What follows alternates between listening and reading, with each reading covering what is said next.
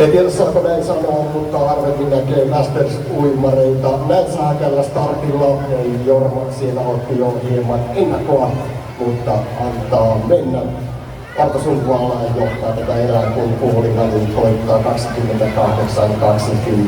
28-23 samaan aikaan. Seuraavan lajiin ensimmäisen erän uimarit valmistautuu. Laji on numeroltaan 7, 200 metriä vapauteen. Ensimmäisessä erässä radalla 1 Eevi Helin, radalla 2 Max Richard, radalla 3 Marka Romanov, radalla 4 Ivan Turin, radalla 5 Viktor Gautier, radalla 6 Rasmus Leppävuori, radalla 7 Heksitsal ja radalla 8 Radmir Vorobyrov.